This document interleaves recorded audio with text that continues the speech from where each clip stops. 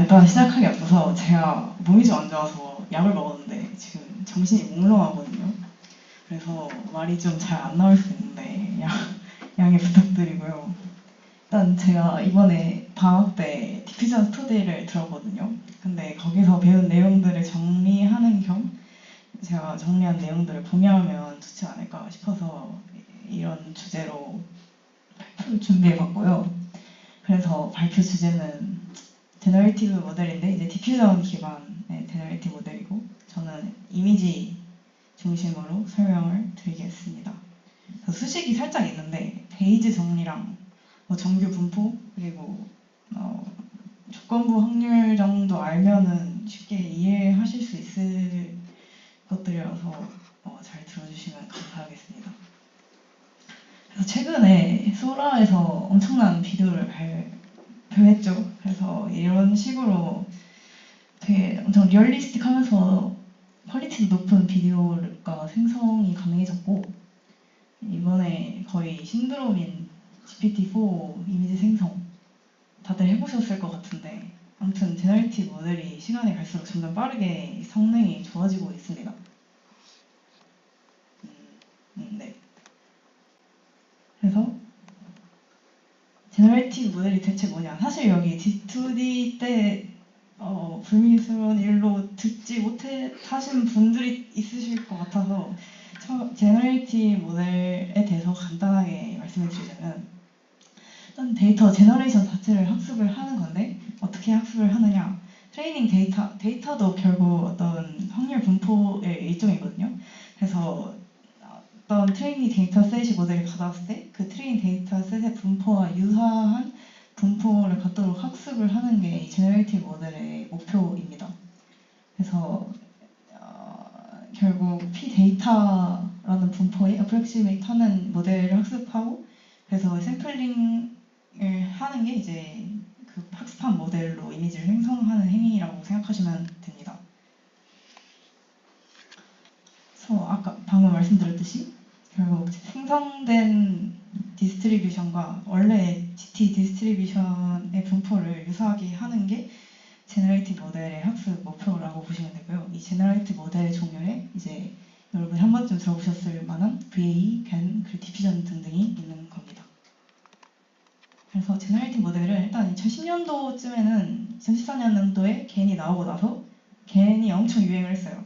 그러다가 이제 20년도에 3D 쪽에서 널프에 관련된 논문이 나오고 그 다음에 2022년도에 들어서 디퓨전 모델이라는 게 나와서 현재까지도 디퓨전 모델의 유행이 계속되고 있는 상황입니다.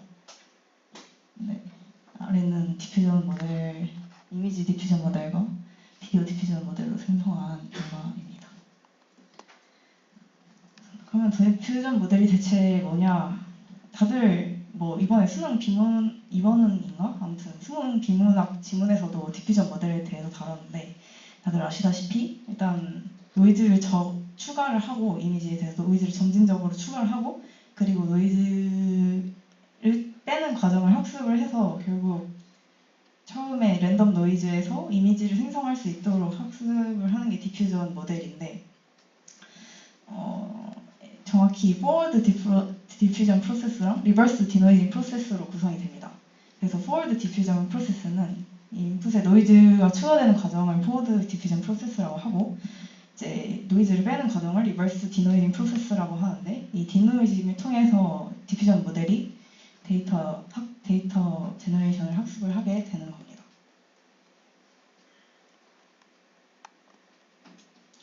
네, 그래서 이 고양이 이미지 자체에서 노이즈로 가는 게 forward diffusion 프로세스 그리고 반대로 노이즈에서 이미지로 복원을 하는 게 denoising 프로세스라고 보시면 됩니다. 여기까지는 다들 아실 거라고 생각하는데 그럼 대체 트레이닝이랑 샘플링이 어떻게 되느냐 하면은 일단 아까 말씀드렸다시피 제너레이티브 모델은 데이터의 분포 px를 최대한 유사하게 추정하는 것을 목표로 한다 했잖아요. 그래서 디퓨전 모델도 똑같습니다. 네, 그래서 디퓨전 모델도 이제 최대한 유사하게 학습을 기존 데이터 분포와 최대한 유사한 분포를 띄도록 학습을 하는 게 목표인데 이 데이터 확률 분포 자체를 그대로 바로 학습을 하는 게 어렵기 때문에 단계별로 쪼개서 이 데이터 확률 분포로 가는 방향을 벡터를 예측을 하는 방식으로 학습을 하는 겁니다. 그래서 여기 log pxt 여기에 보시면은 이게 스코어 펑션이라고 하는 건데 이 데이터가 있을 확률이 높은 방향을 학습하는 방식으로 이제 디퓨전 모델이 학습을 진행을 하게 되는 건데요. 그래서 이 벡터를 학습을 하고 나서 그 다음에 디노이징 과정에서 이 학습한 내용을 바탕으로 이미지를 생성을 하게 되는 겁니다. 그래서 위에 있는 수식은 forward 프로세스 관련된 수식인데 x0가 이제 원래 노이즈가 없는 기존 이미지고 XT가 특정 타임 스텝에 이미지에 노이즈가 추가된 특정 타임 스텝의 이미지라고 보면은 X0가 주어졌을 때 XT의 확률 분포는 평균 알파 tx고 분산은 시그마 t 제곱인 정규 분포를 띠게 됩니다. 그래서 XT는 이 정규 분포에서 샘플링한 어떤 값인 거고 그래서 XT에 대한 식으로 이 분포를 다시 나타내면은 그 화살표 옆에 있는 식으로 바뀌게 되는데 이때 입실로는 정규 분포 0이고 분산 1인 것이라서 이렇게 표현을 할 수가 있게 됩니다. 이게 forward 프로세스를 수식으로 나타낸 거고 아래 보시면은 디노이징 프로세스는 이제 XT에서 XT가 주어졌을 때 XT-1의 분포를 이제 예측을 해야 되는데 이 분포 자체를 학습을 하는 게 아니라 이제 얼마나 노이즈를 빼야 되느냐 그거를 하는 게 디퓨전 모델이라서 저희 입실론 세타가 이제 모델이 XT 타임스텝 t에서 모델이 예측한 노이즈의 형태라고 보시면 됩니다. 그래서 디퓨전 모델의 학습은 단순하게 이제 GT 노이즈와 이제 모델이 예측한 노이즈 간의 L2 로스로 간단하게 표현을 할 수 있습니다. 그래서 아래 수식이 그 L2 디퓨전 트레이닝 오브젝티브라고 보시면 됩니다. 디퓨전 모델의 구조는 기존의 유닛 모델에다가 중간중간에 셀프 어텐션 레이어를 추가한 형태를 띠고 있습니다. 그러면 이제 학습을 했으니까 샘플링을 해서 인퍼런스를 해봐야 되는데 샘플링 같은 경우에는 배웠던 아까 예측한 노이즈에 대해서 예측을 해서 그걸 학습을 한다고 했잖아요. 그래서 그 예측한 노이즈를 바탕으로 XT에서 XT-1로 디노이징 하는 과정을 샘플링이라고 합니다. 그래서 식이 아래에 있는 식과 같은데요. 보시면 XT에서 이제 예측한 노이즈만큼 뺀 값을 XT-1이라고 이해하시면 될 것 같습니다.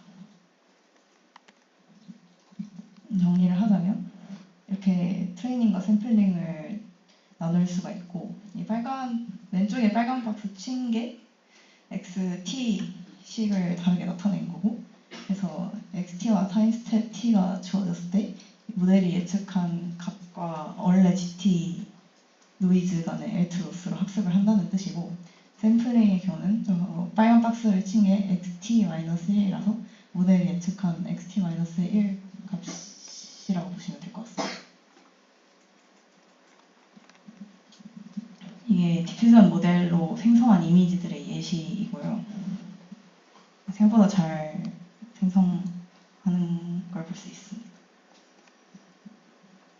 그러면 이제 컨디션이 주어졌을 때, 예를 들어서 고양이라는 텍스트가 주어졌을 때 디퓨전이 어떻게 이미지를 생성하느냐에 대해서 보겠습니다. 아까 기존 디퓨전 모델 수식과 똑같습니다. 똑같은데 다른 점은 이제 컨디션을 조건으로 봤기 때문에 그냥 확률 분포에서 조건부 확률로 바뀐 거고 그래서 저기 빨간 표시를 한 y가 다 텍스트라든지 다른 컨디션에 대한 수식이라고 보시면 됩니다. 그래서 다 똑같은데 이제 y만 컨디션으로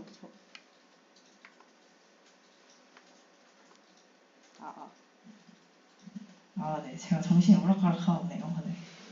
네, 다 똑같은데 y만 컨디션으로 준 걸로 바뀌었다고 보시면 될 것 같습니다.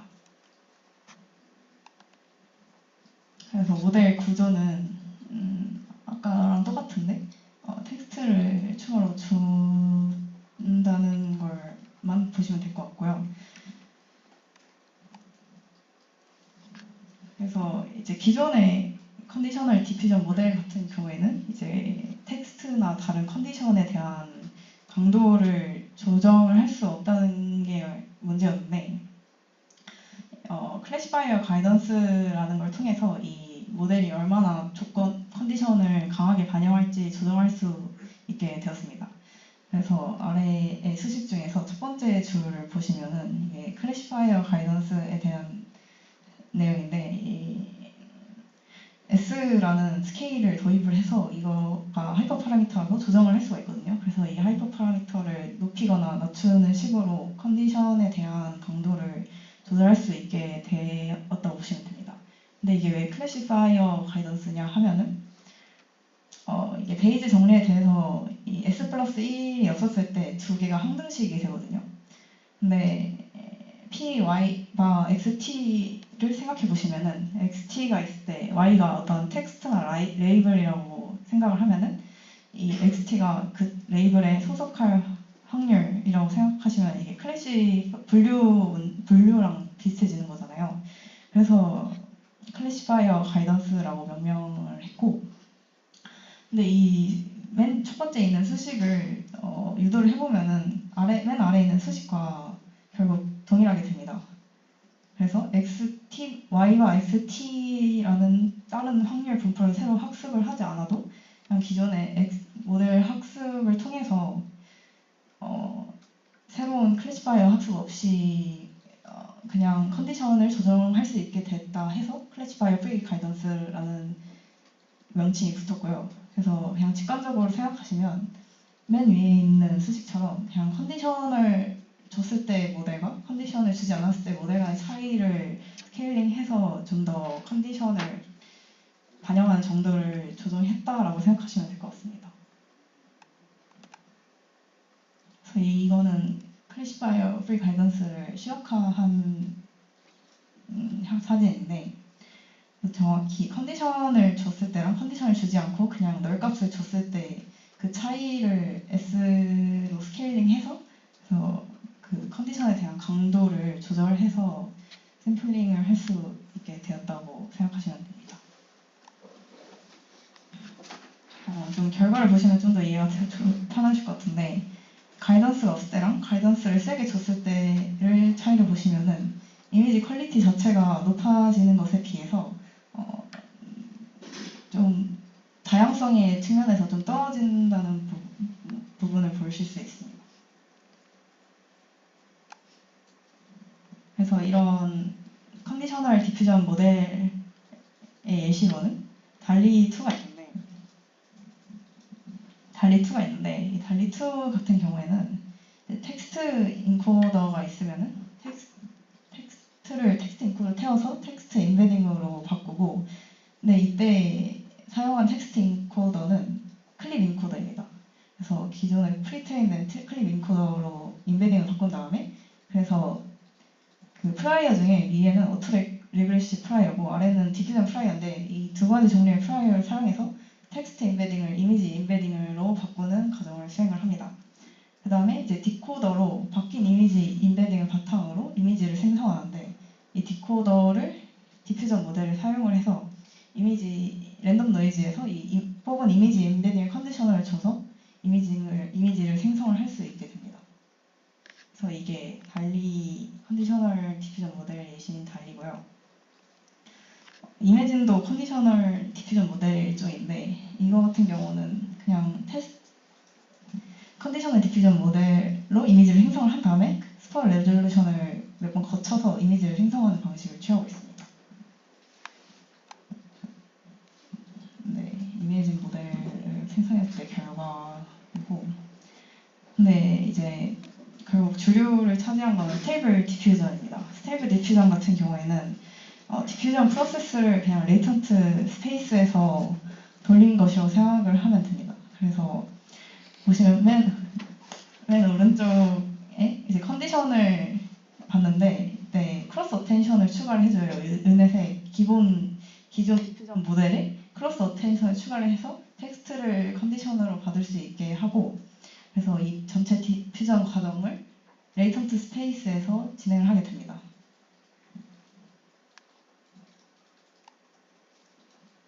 네, 이게 스테이블 디퓨전의 결과입니다. 혹시 여기까지 질문이 있으신가요? 제가 말을 좀 두서없이 했는데 질문 있으시면 편하게 하셔도 됩니다. 네. 그러면 DIT 모델로 넘어가겠습니다. 그래서 지금까지는 디퓨전 모델이 100번이, 그러니까 노이즈를 예측하는 모델이 유넷이었는데, 요즘에는 이제 그 노이즈를 예측하는 모델을 트랜스포머를 사용해서 하고 있고, 그거를 이제 디퓨전 트랜스포머 DIT라고 부릅니다. DIT 경우에는 BIT랑 유사한데,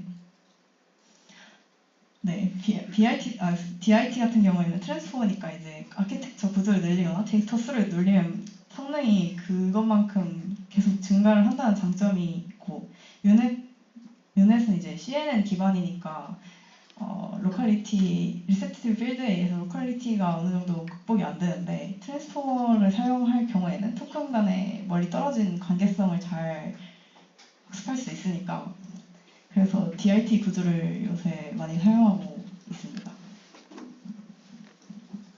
네, 보시면 BIT 구조랑 매우 그냥 똑같은데 이제 옆에 컨디셔닝을 좀 주고 있다. 그 정도만 좀 다르다고 보시면 되고, 그리고 이 트랜스포머를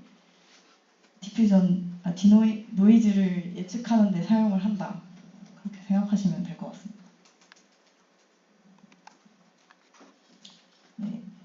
보시면 트랜스포머 사이즈를 키우거나 이제 데이터 토큰 패치 사이즈를 키우는 거에 따라서 비례하게 이미지 생성 퀄리티가 좋아지는 걸 볼 수 있고요. 그래서 네.